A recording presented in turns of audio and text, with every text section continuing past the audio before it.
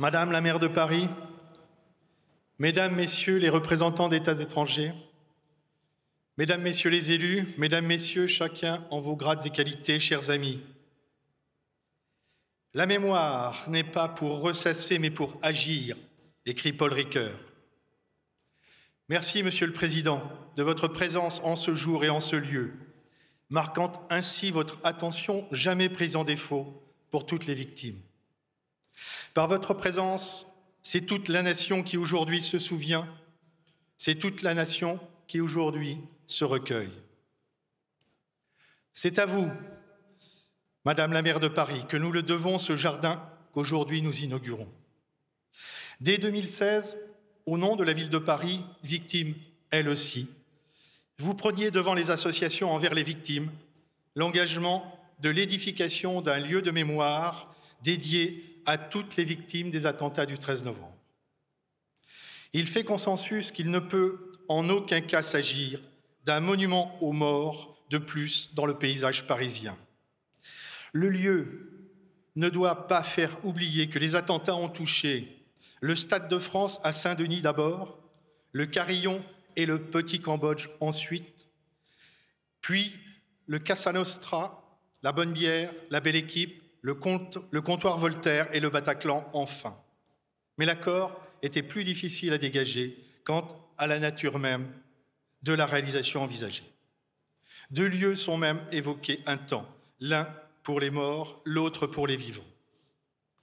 L'introduction dans la réflexion du Labo des idées et la présence de Sarah Gainsburger, sociologue de la mémoire, ont permis de remettre le chantier sur les rails qui le mèneraient à bonne fin.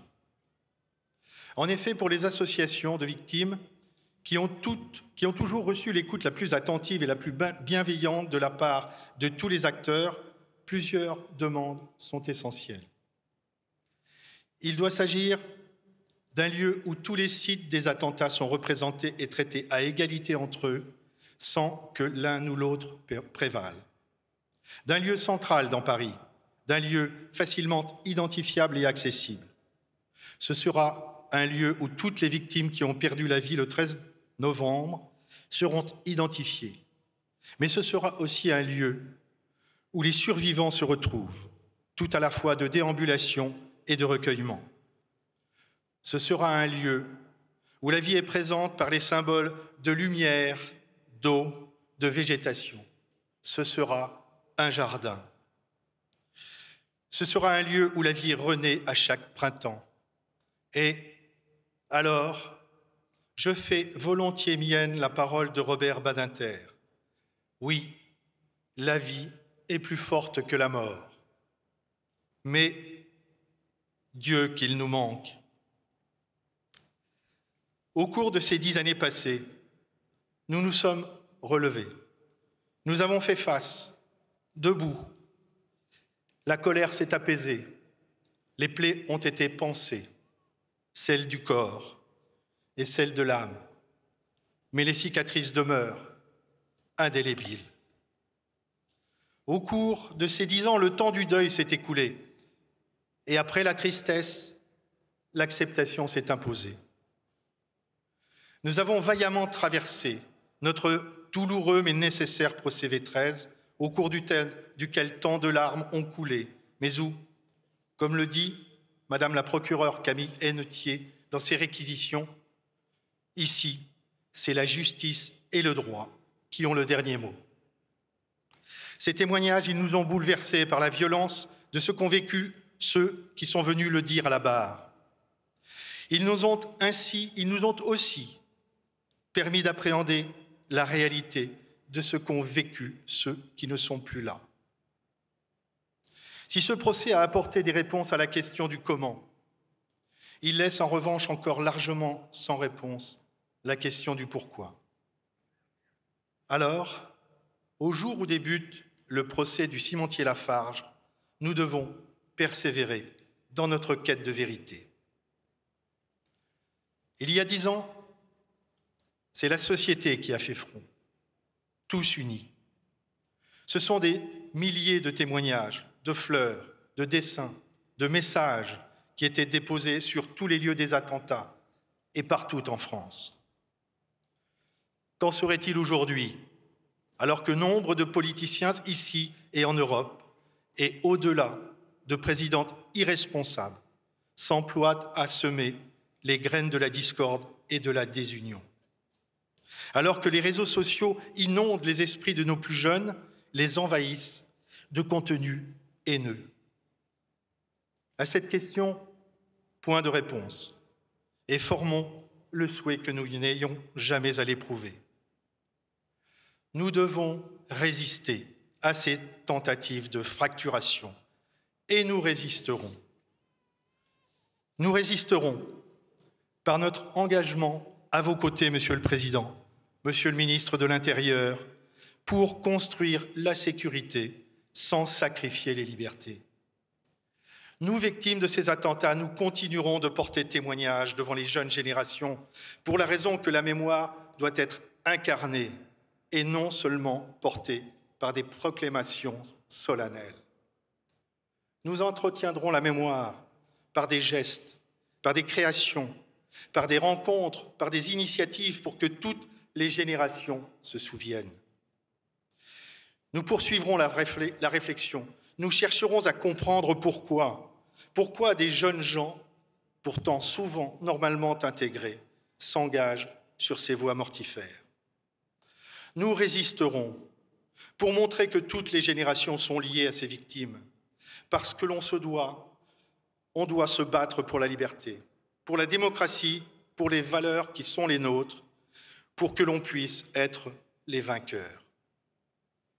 Enfin, alors qu'aujourd'hui nous dévoilons la plaque inaugurale de ce nouveau lieu de mémoire, je renouvelle ici le vœu, et vous nous avez, Monsieur le Président, il y a peu rassuré à cet égard, je renouvelle le vœu qu'un de ces jours prochains nous puissions pareillement inaugurer le musée mémorial des sociétés face au terrorisme.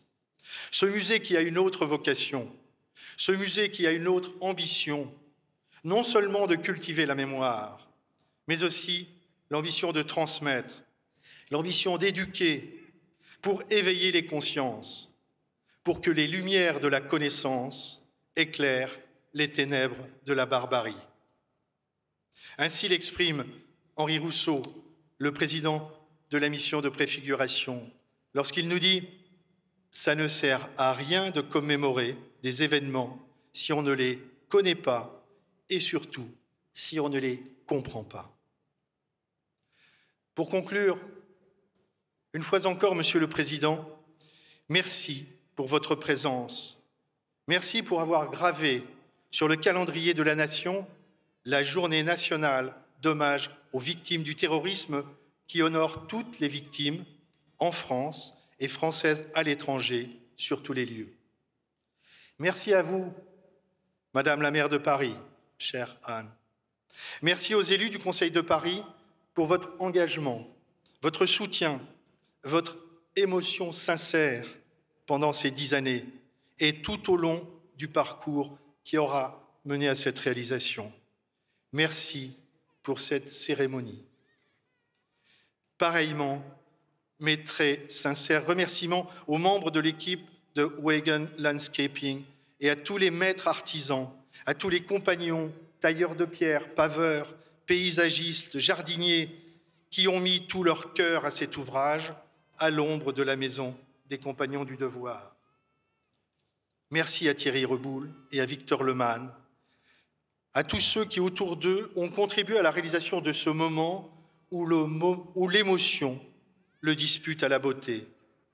Merci d'avoir sublimé ce lieu de mémoire par la lumière et la musique. Merci pour cette cérémonie d'hommage où le rock prend sa place, si symbolique. Cette cérémonie dont les victimes forment le cœur dans les deux orthographes du mot. Merci pour l'infinie délicatesse du choix des textes. Merci à vous tous. Merci pour eux. Dans ce jardin fleuri ce soir, ils sont présents avec nous.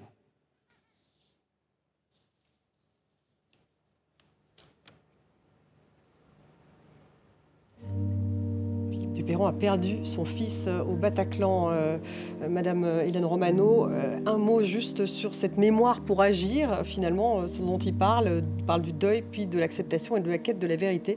Et surtout, il faut entretenir cette mémoire pour les générations futures. Oui, ça fait partie de cette reconstruction collective. Alors, collective, c'est encore très compliqué parce que les personnes ont des vécus différents, des histoires différentes, ils n'ont pas forcément les mêmes attentes. On l'a beaucoup entendu sur les plateaux cette semaine avec le témoignage des rescapés. Ils ne sont pas tous à la même temporalité. Mais l'idée principe d'avoir un espace pour se rappeler, pour ne pas oublier, c'est fondamental face à l'horreur que sont les attentats, face à la mort. La mort, quand quelqu'un meurt, on ne l'oublie pas. C'est aussi ça que vient de nous rappeler le témoignage de ce père, de ce papa qui a perdu son fils. Disant que les cicatrices, elles, sont indélébiles. Oui, c'est-à-dire qu'il y a cette idée que le traumatisme, ça se répare. C'est pas vrai. Ceux qui disent ça, ils mentent. Ça s'apprivoise. Les troubles s'apprivoisent. Là, on voit les portraits donc des victimes dont les familles ont accepté justement qu'ils soient projetés sur cette juste en dessous du toit de cette maison. Sur l'arbre de justice. Sur l'arbre de justice. Oui.